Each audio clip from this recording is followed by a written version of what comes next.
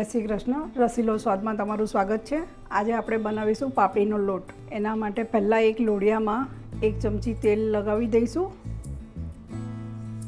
5 વાડકી ચોખાનો લોટ લીધો છે. જે વાડકીના માપથી લોટ લીધો છે એ જ વાડકીના માપથી આપણે 9 વાડકી પાણી લીધું છે.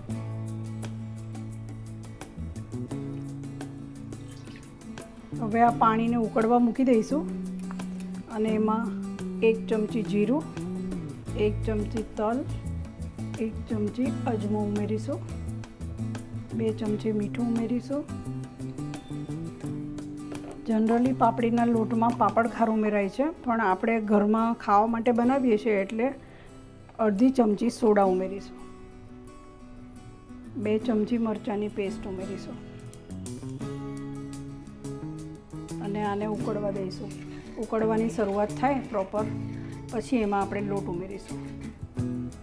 હવે આ પાણી બરાબર ઉકળવા માંડ્યું છે, એને આપણે સ્લો કરી દઈશું અને એમાં ધીમે ધીમે કણકીનો લોટ એડ કરીશું.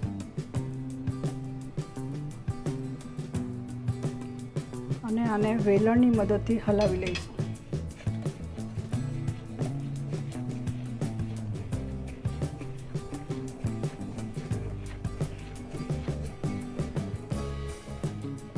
ચોખાનો લોટ જો જૂનો હશે તો પાણી વધારે જશે અને નવો હશે તો થોડું પાણી ઓછું લેશે.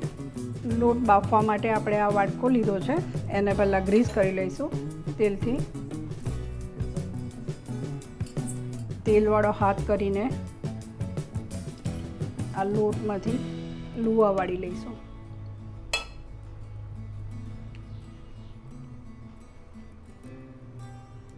લોટને બાફવા માટે મેં આ એક તપેલી લીધી છે, એમાં કાંઠો મૂક્યો છે અને કાંઠો અડધો ડૂબે એટલું પાણી આપણે એડ કરીશું અને એને ઉકળવા મૂકી દઈશું. હવે આપણું આ પાણી થઈ ગયું છે અને આ ગોળા પણ બધા વળાઈ ગયા છે અને આપણે 15 મિનિટ મીડિયમ ગેસ પર બાફવા મૂકી દઈશું.